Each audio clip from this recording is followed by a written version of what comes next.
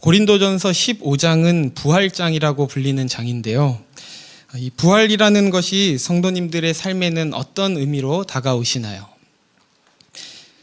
부활은 기독교 신앙에 있어서 가장 핵심된 내용이지만 우리의 삶과는 동떨어진 것처럼 생각되고, 그것이 오늘 우리 삶에 어떤 실제적이고 구체적인 의미가 있는지에 대해서는 이해가 부족한 것이 우리의 모습일 텐데요. 기독교의 구원을 설명하는 표현 중에 이미와 아직 사이라는 말을 한 번쯤 들어보셨을 것입니다. 우리의 구원은 예수 그리스도의 초림과 함께 이미 이루어졌지만 예수 그리스도께서 다시 오실 때 온전히 완성될 것이라는 것을 이 이미와 아직 사이에 있다라고 표현하는 것이죠. 마치 이미라는 과거와 아직이라는 미래가 공존하는 듯한 이 표현은 그래서 구원이 이루어졌다는 것인지 아직 이루어지지 않았다는 것인지 헷갈리게 하기도 하고, 우리의 논리로는 다 이해할 수 없는 영역이기도 하지만 이와 같은 긴장, 이와 같은 신비는 우리의 진정한 소망인 마지막 날을 바라보는 동시에 우리가 살아가는 이 오늘을 외면하지 않고 충실히 살아가게 하는 열쇠가 되는데요. 마찬가지로 사도 바울은 이 부활이라고 하는 것 역시 마지막 날에 이루어질 어떤 것이지만 동시에 오늘 우리가 사는 삶과도 어떤 연속성을 가지고 있다고 말하고 있습니다. 다시 말하면 우리는 이미 예수께서 부활하심으로 이루신 승리의 영향력 아래 살고 있는 동시에 예수께서 다시 오실 그날에 부활의 몸을 입는 것과 함께 그 승리를 온전히 누리게 될 것이라고 말하는 것이죠. 오늘 이 본문 말씀을 통해 그 부활이 우리 삶에 어떻게 작동되고 있는지 생각하면서 어떤 것도 빼앗을 수 없는 그 부활의 소망 안에서 우리에게 허락하신 오늘의 삶을 더욱 주의 뜻대로 살아가기를 다짐하는 시간이 되기를 소원합니다. 50절 말씀을 제가 다시 읽겠습니다. 형제들아, 내가 이것을 말하노니 혈과 육은 하나님 나라를 이어받을 수 없고 또한 썩는 것은 썩지 아니하는 것을 유업으로 받지 못하느니라. 썩어질 혈과 육을 영원한 하나님 나라와 대조하는 이 말씀은 마치 우리가 이 땅에서 살아가는 이 현실은 무의미하고 하나님 나라에 가는 것만이 의미가 있는 것 같이 생각하게 하기도 하는데요. 그러나 여기서 말하는 혈과 육이란 단순히 우리의 몸 자체만을 말하는 것은 아닙니다. 하나님은 우리를 몸을 가진 존재로 창조하셨고 우리가 부활할 때도 분명히 새 몸을 입고 부활할 것이라고 말씀하셨습니다. 이처럼 몸이라고 하는 것은 굉장히 중요하고 의미가 있는 것인데요. 바울이 말하는 이 썩어질 혈과 육이라고 하는 것은 이처럼 우리의 그저 몸을 이야기하는 것이 아니라 몸이 추구하는, 또 육신이 추구하는 어떤 것들을 의미하는 것입니다. 우리는 이 땅에서의 삶이 마치 영원할 것처럼 생각하고 또 그렇게 살고자 하는 욕망을 가지고 있습니다.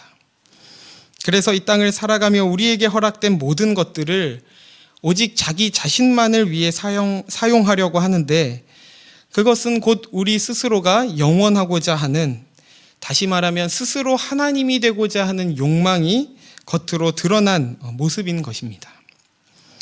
우리가 세상에 썩어 없어질 것을 추구하는 그 뿌리를 보면 결국에 여기에서부터 시작하고 있는 것이죠. 내가 명예를 가지면, 돈을 가지면, 권력을 가지면 마치 영원할 수 있는 것처럼 생각하고 진정 우리를 영원하게 하시는 하나님은 외면해 버리는 것입니다. 이 땅에서 신자로서 우리가 육신을 입고 살아가는 것은 사실 부활의 몸을 입고 하나님 나라에서 살 그날을 연습하고 준비하는 과정이라고 할 수 있습니다. 믿음을 가지고 이 땅에서 사는 삶이 고된 것도 내 몸에 이미 새겨져 있는 이전에 살아왔던 방식과 전혀 다른 질서를 따라 살려고 하니 어색하고 불편한 것이죠. 우리는 썩지 않을 영원한 하나님 나라의 질서와 가치에 이미 들어와 있는 자들이기 때문에 세상이 그러하듯이 나만을 위해 없어질 것들로 내 생명을 책임지듯이 살아가는 자로 하나님께서는 우리를 내버려 두지 않으십니다. 아담과 하와를 볼 때도 그것이 잘 나타나는데요. 이들은 선악과를 먹지 않고도 충분히 행복하게 또 완벽한 만족으로 살 수 있었습니다.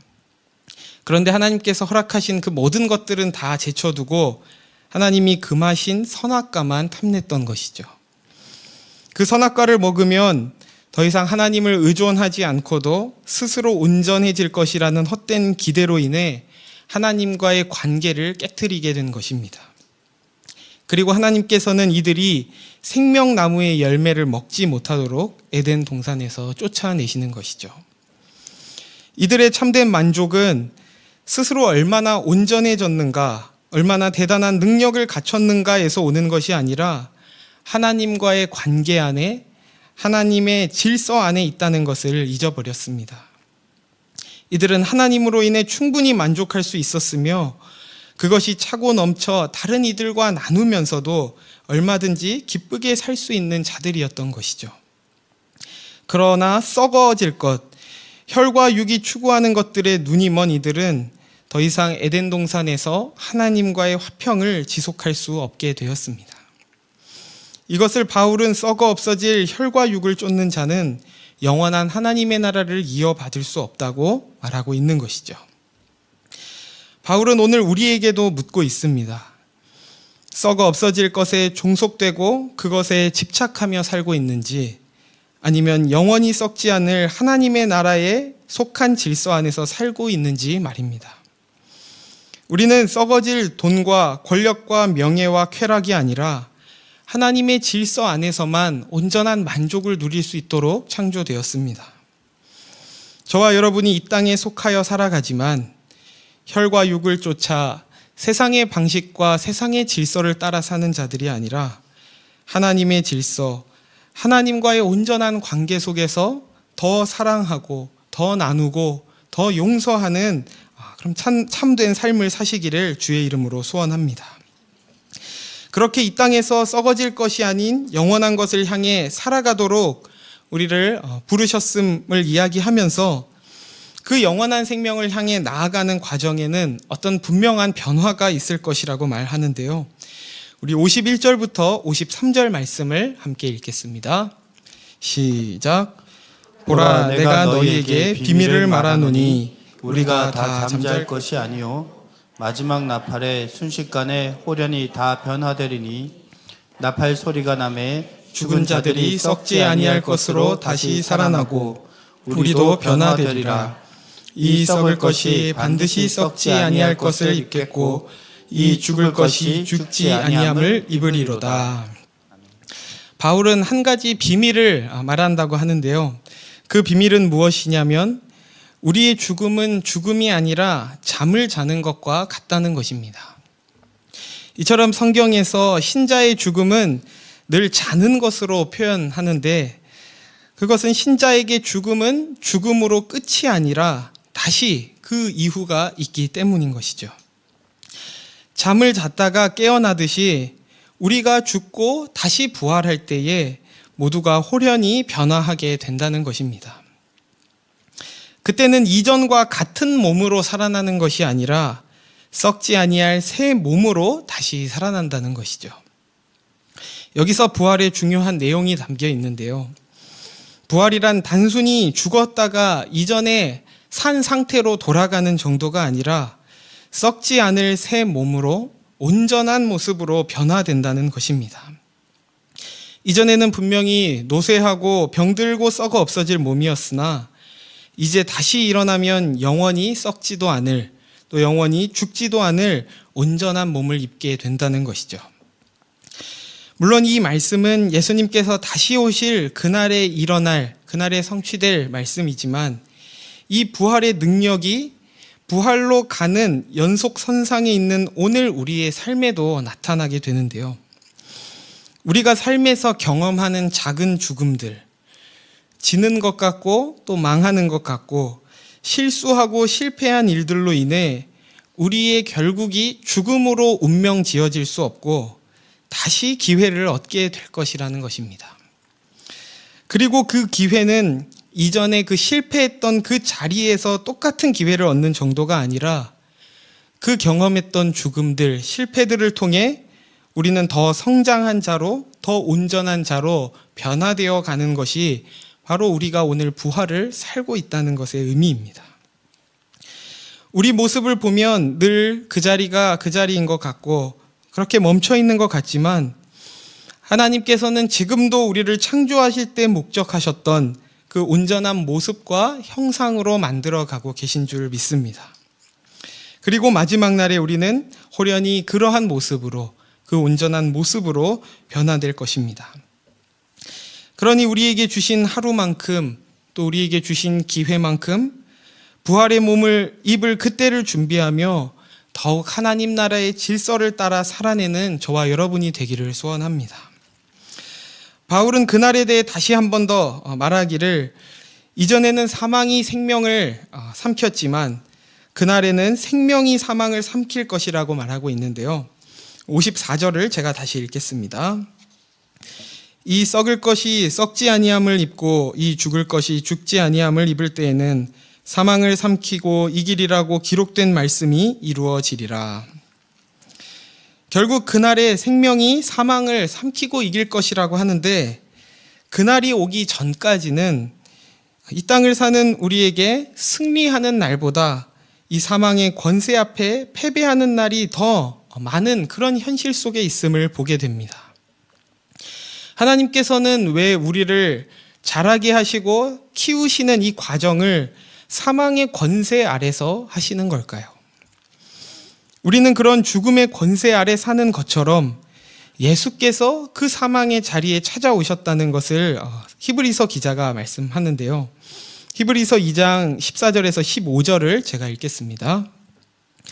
자녀들은 혈과 육에 속하였음에 그도 또한 같은 모양으로 혈과 육을 함께 지니심은 죽음을 통하여 죽음의 세력을 잡은 자 곧 마귀를 멸하시며 또 죽기를 무서워함으로 한평생 매여 종노릇하는 모든 자들을 놓아주려 하심이니. 사망이란 사실 우리가 선택하고 우리가 자초한 결과입니다. 그런 우리를 사망에서 생명으로 건지시기 위해 직접 우리와 같은 모습으로 죽음의 자리까지 들어오신 사건이 바로 십자가인 것이죠. 그렇게 예수께서 우리가 선택한 사망의 자리까지 오셔서 함께 죽으실 뿐 아니라 부활하심으로 그와 연합된 우리는 더 이상 죽음의 지배 아래 있지 않게 되었습니다. 그렇게 우리는 오로지 하나님께만 매여 있고 하나님의 다른 어떤 것에도 매이지 않도록 하신 것입니다. 그래서 우리에게 죽음이라고 하면 비극이고 또 비참한 운명처럼 보이지만 하나님께서는 그것을 뒤집으셔서 죽음을 통해 오히려 생명을 더욱 빛나게 하시고 또 죽음을 통해 더 많은 생명을 낳게 하시는 것으로 사용하신다고 말씀합니다. 그런데 우리는 왜 그렇게 매번 초조해하고 치사하게 굴고 용서하지 못하고 못난 말들을 하는 걸까요? 그것도 결국 파고들면 히브리서 기자가 말하듯이 여전히 우리 안에 죽음에 대한 두려움이 있기 때문입니다. 죽음이 가지는 가장 근본적인 속성은 허무인데요. 죽음은 우리에게 그렇게 애써봤자 결국 아무 의미 없어. 결국 아무것도 남지 않을 거야. 그래서 그렇게 사는 것은 억울한 거야 라고 끊임없이 속삭이며 우리의 두려움을 자극합니다. 그래서 우리는 그렇게 아무것도 아닌 존재로, 실패한 존재로 남지 않기 위해서 그토록 발버둥치고 또 때론 내가 살기 위해 다른 이들을 죽이게 되는 것이죠. 그러나 부활을 믿는다는 것은 죽음을 이긴 자로 산다는 것입니다. 그것은 그저 죽지 않는다는 것이 아니라 기꺼이 죽음도 감수할 수 있게 된다는 것이죠. 왜냐하면 예수께서 죽음을 통해 죽음을 이기셨기 때문에 더 이상 죽음이 우리의 인생을 헛되게 할 수 없다는 것을 우리는 알기 때문입니다. 예수께서 그리하셨듯이 죽음의 자리 가운데서 우리가 가진 참 생명, 부활 생명을 드러내는 것이 죽음을 이긴다는 것의 의미인 것이죠. 그래서 하나님께서는 죽음이라는 이 권세, 죽음의 환경을 완전히 제거하지 않으시고 죽음의 권세 속에서 참 생명을 가진 자가 어떠한 모습인지 그것을 증명하고 나타내 보이도록 우리를 살게 하시는 것입니다. 그런 자에게 죽음을 이기는 그 부활 소망을 가지고 부활을 믿는 자에는 어떤 모습으로 나타나냐면 최선을 다해 사랑하고 헌신하되 실패할까 봐 두려워하지 않는 모습으로 나타납니다. 때로 우리 눈에는 사랑과 헌신이 아무 열매도 맺지 못하는 것처럼 보이지만 결코 하나님께서 그것을 무의미한 것으로 내버려 두지 않으신다는 것을 십자가를 통해 부활을 통해 확인하게 되기 때문입니다. 어떤 상황이 우리에게 닥친다고 하더라도 저와 성도님들의 삶이 결코 무의미하거나 헛될 수 없는 줄 믿습니다. 우리가 때로 잘못된 선택을 해도 넘어져도 심지어 죽는다고 하더라도 우리는 그것으로 결코 끝이 아니며 실패할 수 없는 존재들입니다.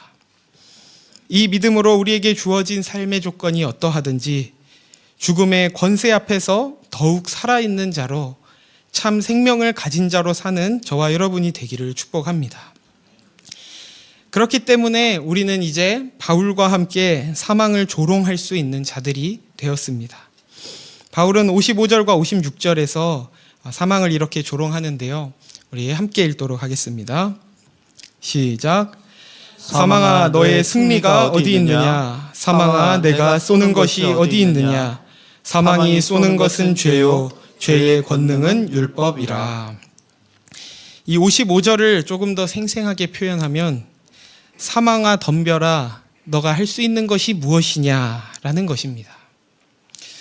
사망을 향한 이 바울의 조롱이 마음에 다 동의가 되지 않으시더라도 여러분이 사망의 위협 아래에 있다고 느낄 때 여러분의 마음으로 또 입술로 이렇게 고백해 보시기를 바랍니다. 사망은 결코 우리를 완전히 죽일 수도 헛되게 할 수도 없습니다. 만일 우리가 그 사망의 권세 아래 죽는다고 할지라도 우리는 그것으로 인해 더욱 온전한 모습으로 회복되고 다시 살아날 줄로 믿습니다. 사망의 이러한 위협을 이겨내기 위해서 우리는 또한 사망의 전략을 잘 알아야 하는데요. 사망이 우리를 넘어뜨리기 위해 써왔던 방식은 아담 이래로 실패한 적이 없는 전략이었습니다. 우리는 그 전략에 늘 속아왔던 건데요. 그 방식은 56절에 있듯이 율법을 근거하여 죄를 쏘는 것입니다. 죄의 삭은 사망이고 죄가 죄되게 하는 것은 율법이죠. 법이 있어야 범법이 있는 것처럼 그렇게 사망은 율법을 우리 앞에 들이밀면서 내까짓게 하나님의 자녀라고 할 수 있느냐라며 우리의 죄를 고발하고 그렇게 우리 안에 두려움을 만듭니다. 이 두려움이 마음에 들어오면 우리는 꼭 하나님과의 관계에 어떤 틈이 생기게 되는데요. 사망은 그 틈을 통해 우리를 끊임없이 휘두르는 것이죠. 그렇게 하나님의 은혜를 잊어버리게 되면 우리는 그 율법으로 우리의 정당함을 확인하고 그 율법으로 하나님 앞에 자꾸 서려고 하게 됩니다. 그렇게 하면 할수록 오히려 하나님과는 점점 더 멀어지고 정죄 가운데 우리의 영혼은 점점 죽어가게 되는 것이죠. 그런 우리가 승리하는 유일한 길이 무엇인지 우리 57절, 58절에 바울이 기록하고 있는데요. 우리 이 두 절을 함께 읽도록 하겠습니다. 시작. 우리 주 예수 그리스도로 말미암아 우리에게 승리를 주시는 하나님께 감사하노니 그러므로 내 사랑하는 형제들아 견실하며 흔들리지 말고 항상 주의 일에 더욱 힘쓰는 자들이 되라. 이는 너희 수고가 주 안에서 헛되지 않은 줄 알미라. 아멘. 율법, 즉 죄와 사망의 법 아래서 스스로를 구원할 수 없는 우리를 구원하시기 위해 예수 그리스도께서 우리 그 죽음의 자리에 찾아오셨습니다. 예수께서는 신적인 능력으로 죄를 부수고 사망을 제압하여 우리에게 승리를 주신 것이 아니라 우리를 대신하여 죄인이 되셔서 율법의 선고를 받아 죽음의 자신을 내어주시는 방식으로 우리를 사망에서 완전히 해방시켜 주셨습니다. 그렇게 자유하게 된 새 생명으로 또 부활의 소망으로 우리는 어떻게 살아갈 수 있을까요? 바울은 사랑하는 형제들아 견실하며 흔들리지 말라고 이야기합니다. 치명상을 입은 사단은 지금도 여전히 여러 외적인 상황들로 또 우리의 연약함으로 또 우리의 자기중심적인 욕망을 충동함으로 끊임없이 우리를 흔들고 있습니다. 그때 우리가 흔들리지 않기 위해서는 흔들리지 말아야 해라는 나의 결심으로는 되지 않습니다. 모두가 각자 우리 스스로의 죄의 문제를 가지고 씨름해 보셔서 아시겠지만 그 죄를 짓지 말아야 한다는 생각이 우리로 더욱 죄를 짓게 만드는 것이죠. 우리가 흔들리지 않기 위해선 자격 없었던 나를 은혜로 구원하신 예수 그리스도를 더욱 붙잡아야 할 줄로 믿습니다. 죄를 비워내기 위해 애쓰는 것이 아니라 예수로 우리가 가득 채워질 때 비로소 그 부활의 생명을 가진 자답게 살 수 있게 된다는 것입니다. 말씀을 맺겠습니다. 예수께서 십자가에서 죽으시고 부활하심으로 우리에게 영원한 부활 생명을 주셨습니다. 죽음은 지금도 우리의 삶이 무의미하고 무가치하다고 끊임없이 속이지만 부활의 승리 안에 있는 우리의 삶은 결코 헛될 수 없으며 죽음을 통해 참 생명을 만드신 것처럼 우리가 마주하는 그 죽음 앞에서 그 죽음을 경험하며 우리는 더욱 온전하게 되고 우리는 더욱 새롭게 창조될 것입니다. 이와 같이 주를 향한 애씀과 수고가 결코 헛될 수 없음을 믿고 우리 삶의 모든 영역이 주님의 일이 되도록 주의 일에 더욱 힘쓰고 흔들리지 않는 저와 여러분 되시길 예수님의 이름으로 축원합니다. 이 시간 말씀을 생각하면서 함께 찬양하길 원하는데요. 우리에게 주신 그 생명을 오직 주님을 위해 드리기 원한다는 고백으로 이 시간 우리 함께 하나님을 찬양하기 원합니다.